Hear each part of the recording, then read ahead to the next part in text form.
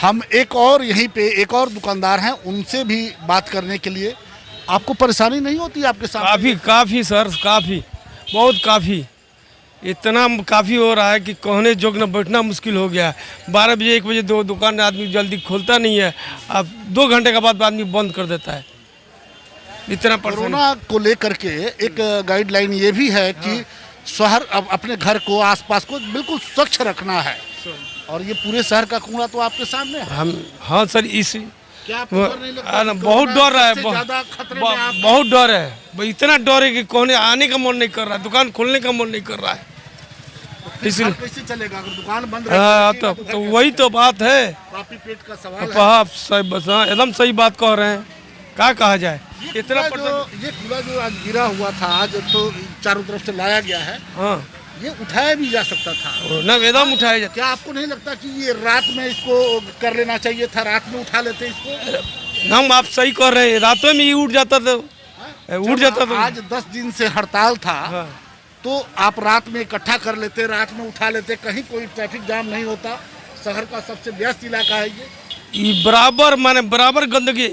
Sir एक वो बात यहाँ पर, यहाँ जितने भी दुकानदार है, यूनिटी नहीं है, बोलता नहीं है, यहाँ बोलता नहीं है, डरते हैं सर। हाँ, सारा का सारा डरता है सर। हम कितना बोले इसको, जितना हम उससे वो जो था, वो क्या नाम उसका, हाँ स्वीपर, हाँ उसको मानी, जितना जो हेड है उसको इतना बोलते हैं कि कहने जोग नहीं। बोलने से क्या होगा? वो तो भाई उसका ड्यूटी है उठाना। हाँ, तो उससे कम से 2-4 आदमी जाके कंप्लेन करता है। ऊपर वाले लोग जो हैं, ऊपर वाले जो एसी में बैठे हुए हैं, हाँ, उन तक आपकी आवाज जानी चाहिए थी। तो ये लोग तब 2-4 आदमी साथ में रहेगा तब ना होगा, अकेले हम कितना कहें। हम सबसे राजन है मिठाई उत्सव वाला, वो बेचारा फाइट किया, साथ दिया, लेकिन उसके पीछे भी 2-4 आदमी था, वो मेरे साथ आया, और बाकी आदमी कोई साथ में नहीं आया। इससे कितना आपकी दुकानदारी प्रभावित? साफा नील है, बहुत माने साफा नील है, कोई नहीं आता है ना, कोई नहीं आता है सर, कोई कस्टमर चढ़ने का नाम नहीं ले रहा है।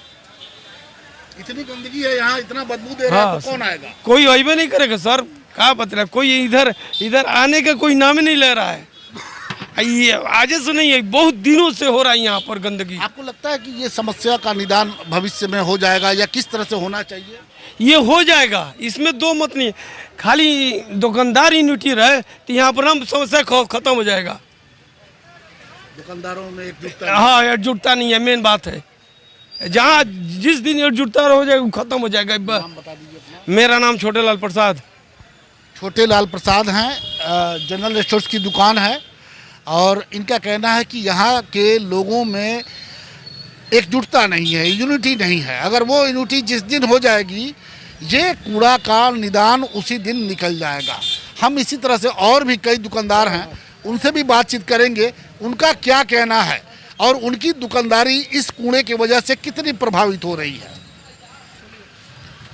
हमारे साथ एक दुकानदार और हैं, हम इनसे बातचीत करेंगे कि ये आपके सामने कूड़ा जो लगा हुआ है, इसका क्या निदान है? आप लोगों ने क्या, आपकी दुकानदारी प्रभावित है इससे? बहुत प्रभावित है, सुबह से बोनी तक नहीं हुआ है। सुबह से इतनी गंदगी बदबू कर रही है कि मतलब आदमी बीमार पड़ जाएगा, यह हालात है। इसको नियम यही होना चाहिए कि सर इसको रात में गिरना चाहिए पूरा कूड़ा, और रात में ही इसका सर्विस होना चाहिए। दिन में होने से पूरा ट्रैफिक जाम हो जा रहा है, आने जाने में इतनी कठिनाई है। सबसे व्यस्त इलाका भी है, बड़ी सबसे व्यस्त इलाका है। समझ लीजिए कि दिल्ली की चांदनी चौक है। जब ये हाल है यहाँ का, तो अब बताइए क्या स्थिति। सारे दुकानदार लोग बैठे हुए हैं, लोग किसी का कोई। अभी एक दुकानदार बोल रहे थे कि दुकानदारों में अगर एकजुटता होती तो ये आलम नहीं होता। नहीं, दुकानदार कुछ भी नहीं कर सकता है। यहाँ का वार्ड कमिश्नर और जो भी बड़े बड़े नेता हैं लोग, वही कुछ कर सकते हैं। दुकानदार 2-4 आदमी बोलता है, फिर वही स्थिति आ जाती है। उसके बाद जैसे कहते हैं, ऐसे कोई मानने के लिए तैयार नहीं। कोई बड़ा अधिकारी उठे, तुरंत हो जाएगा ऐसे। उनको यहाँ तक ये आवाज़ आप ही लोग ना उनसे, हमने नहीं, हम लोग तो यहाँ के वार्ड पार्षद के पास गए, वो बोले कि ठीक है हो जाएगा, लेकिन आश्वासन मिलता रहा। उसके बाद से आज तो कुछ नहीं हुआ। सामने गुरुद्वारा है, हाँ, और धर्म स्थान के आगे अगर इस तरह से, तो कैसे लोग जाएंगे? वही तो समस्या, क्या किया जाए। दो धार्मिक स्थान है, बड़ी मस्जिद यहीं पे है, गुरुद्वारा भी है, जबकि ये आज से 30 साल पहले यहाँ गुरुद्वारा मार्ग लिखा हुआ था, उसको हटाकर फिर कूड़ा स्थान बना दिया गया। स्थिति बहुत बदतर है सर, क्या बताया जाए। आप लोगों की दुकानदारी भी बहुत समझ लीजिए कि नाम बता मतलब दिलीप कुमार नाम है मेरा। दिलीप जी हैं, इनका भी जनरल स्टोर्स का दुकान है। अभी तक ये वक्त हो गया है लगभग 1:10, दोपहर का वक्त हो चुका है, लेकिन बेचारे अभी इनका कहना है कि अभी तक बोहनी ये शब्द होता है कि एक भी ग्राहक अभी तक इनके दुकान पे नहीं आया है। पहला ग्राहक जो होता है उसको दुकानदार अपनी भाषा में बोहनी बोलते हैं कि चलो आज अगर इनका बोहनी किया दिन भर बड़ा अच्छा बीतेगा, लेकिन वो नौबत अभी तक नहीं आई है। बेचारे बैठे हुए हैं दुकान खोल करके। बदबू इतना है कि हमें न्यूज़ बनाने में भी काफ़ी, ये मास्क हम नहीं उतार पा रहे हैं, आवाज़ भी थोड़ा सा डिस्टर्ब हो जाता है, लेकिन ये मजबूरी है। या आप देखिए कि ये महिलाएं जा रही हैं, बेचारी नाक पे इतना बदबू है यहाँ पे कि सारे लोग परेशान हैं यहाँ पे, लेकिन फिर भी यहाँ के अधिकारी, यहाँ के जो जनप्रतिनिधि हैं बिल्कुल मौन हैं। हम एक दो दुकानदार और जो हैं यहाँ पे उनसे बातचीत करेंगे और उनका दर्द भी समझने का प्रयास करेंगे।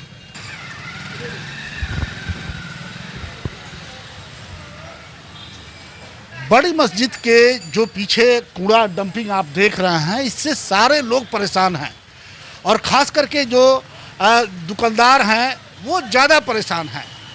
और जहाँ खाने पीने की जो दुकानें हैं वो तो कुछ ज़्यादा ही परेशान हैं। एक बार हम चाहेंगे अपने कैमरामैन से कि हम लोग यहाँ पे खड़े हैं श्री गंगा स्वीट्स में, और एक बार दुकान का ज़रा नज़ारा एक बार अपना कैमरा को घुमा दें और उसके बाद फिर हम लोग बातचीत करेंगे कि इस कूड़े के अंबार के ठीक बगल में ये श्री गंगा स्वीट्स की दुकान है।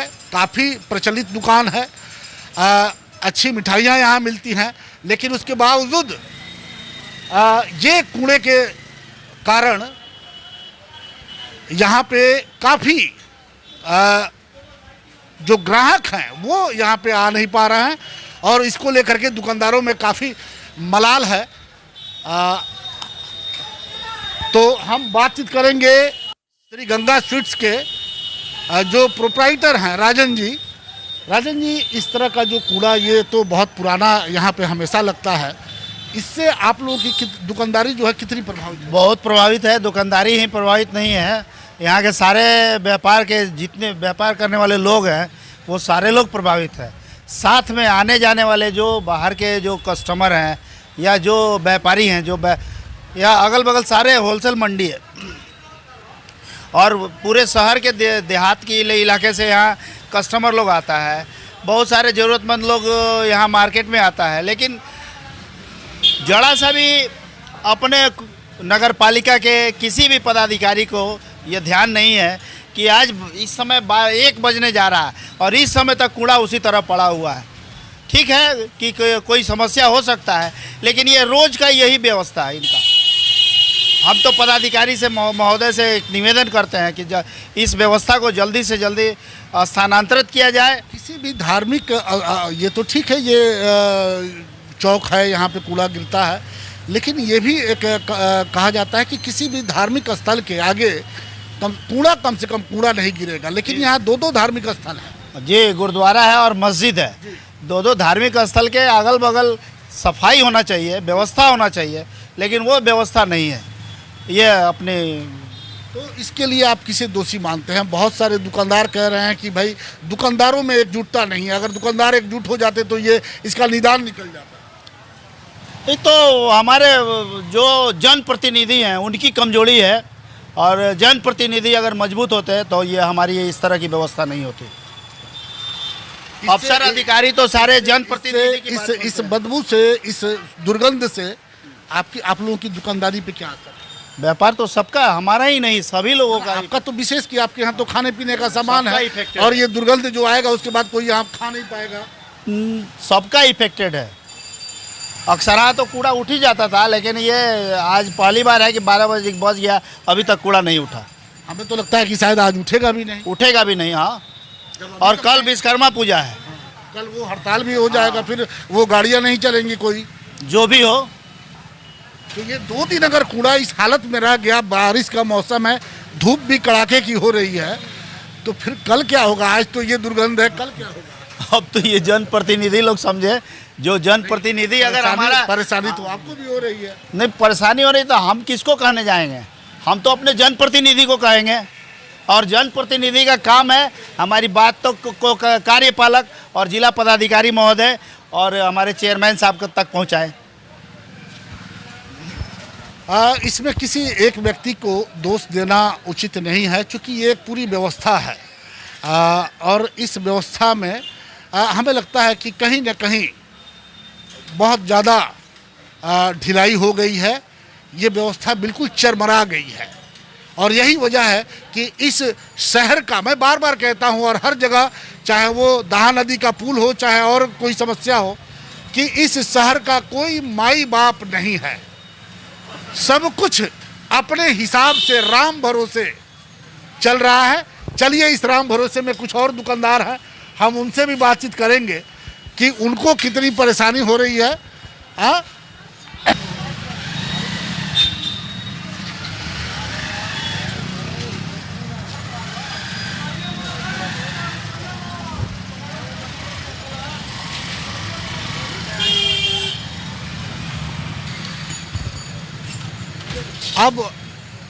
अब हम पहुंच चुके हैं आपको बड़ी मस्जिद के पीछे उत्सव मिष्ठान भंडार में। मिठाई की दुकान है, और सामने ये आपको बताने की ज़रूरत नहीं है, उत्सव मिष्ठान भंडार के मालिक हमारे साथ हैं। ये कूड़ा जो आपके सामने पड़ा हुआ है, और लगभग 1-1:30 बजने जा रहा है, दोपहर का वक्त हो गया, अभी तक नहीं उठा। कितनी परेशानी हो रही है आप लोगों को? ये यहाँ के रहने वाले सभी दुकानदारों के साथ साथ आने जाने वाले आम पब्लिक को भी इतनी परेशानी हो रही है, जो गाली देते हुए जा रहे हैं। माननीय जिलाधीश महोदय से निवेदन है कि इस बात को ध्यान दें कि ये शहर के बीचों बीच, जहाँ आगे मस्जिद है, बगल में गुरुद्वारा है, जी बिल्कुल बिल्कुल, और ये चौक बाज़ार का एरिया है, पॉश इलाका है, जहाँ पर कि बहुत सारे लोग बसते हैं। वैसी जगह में इतने कूड़े का अंबार लगना एक बहुत निंदनीय बात है। नहीं, उसके बाद भी अगर प्रशासन अगर चाहता तो ये उठ सकता था, ऐसा नहीं था। इसलिए मैं चाहता हूँ, डीएम साहब से रिक्वेस्ट कर रहा हूँ कि यहाँ पर कूड़े का अंबार न लगे। आप बड़े हैं, सबसे ज़्यादा, सबसे ऊंचे ओहदे पर हैं, जिला के मालिक हैं, सबसे ऊंचे ओहदे पर हैं। आपको ध्यान आना चाहिए कि यहाँ शहर के बीचों बीच जो कूड़ा गिर रहा है, इसको अदर कहीं कन्वर्ट करें, अदर स्थित जगह ले जाएं। बीच बाज़ार है, बीच बाज़ार में ये कम से कम नहीं होना चाहिए। आप ये बताइए कि आपका खाने पीने का ये मिठाई की दुकान है, इस कूड़े की वजह से आपकी दुकानदारी कितनी प्रभावित? जी, इसका असर इतना है कि लोग आने के बाद यहाँ बदबू के वजह से भाग जा रहे हैं, और हमारी दुकानदारी बिल्कुल बैठ चुकी है। आजकल आज तो आपको 16 तारीख हो गया, 16 सितंबर है, और कल 17 विश्वकर्मा पूजा है। हो सकता है कि नगर परिषद कल ना उठाए इस कूड़े को। इस परिस्थिति में क्या होगा? जी, इस परिस्थिति में तो समझिए कि हम दुकानदार लोग जो अपना मिठाई तैयारी किए हैं, वो सारा पूंजी डूब जाएगा। बदबू के कारण ग्राहक इधर आएंगे नहीं? आएंगे नहीं, बदबू की वजह और से। ये बदबू कल और बढ़ेगा। बदबू के साथ साथ जाम की भी समस्या बनी हुई है ना, और लोग आना जाना नहीं चाहते हैं इस रास्ते। तो सरकार से निवेदन है कि ऐसी स्थिति बीच मार्केट में न लाएं। नाम बता दो। जवाहर शर्मा। जवाहर शर्मा से अभी हमारी बातचीत हो रही थी, जो उत्सव मिष्ठान भंडार के मालिक हैं। उनका साफ कहना है कि हालांकि उन्होंने और किसी को नहीं कहा, उन्होंने सीधे सिवान के जिलाधिकारी महोदय को कोट किया, और उन्होंने कहा कि जिलाधिकारी महोदय को ध्यान देना चाहिए। इस तरह के जो इलाके हैं, जो शहर का सबसे व्यस्त इलाका है, बड़ी मस्जिद के पीछे का चौक बाजार इसे कहा जाता है, और ये इस तरह से कूड़े का अंबार पे, ये पूरा इलाका कूड़े के अंबार पे बैठा हुआ है। 2 धार्मिक स्थल है यहाँ पे। गुरुद्वारा है और बड़ी मस्जिद है, लेकिन उसके बावजूद ये लगातार ये कूड़ा जो यहाँ गिर रहा है, तो हम भी चाहेंगे कि जिलाधिकारी महोदय अपनी ये जो हम इस खबर को अपने चैनल के माध्यम से इन लोगों की बात जिलाधिकारी महोदय तक पहुंचाना चाहते हैं कि वो स्वयं संज्ञान लें, और अगर इस कूड़े से निजात मिल जाए इस इलाके के लोगों को तो बड़ी मेहरबानी होगी। सबसे बड़ी बात है कि कोरोना अभी गया नहीं है। यह महामारी पिछले 2 बार में हमारे बहुत से लोगों को हमसे छीन लिया है, और ये कहा जाता है कि गंदगी बिल्कुल साफ रखना है अपने को। आप कहीं जाते हैं तो बिल्कुल अपने हाथों को सैनिटाइज करें, साबुन से धोएं, लेकिन अब इस गंदगी को किस साबुन से धोया जाए?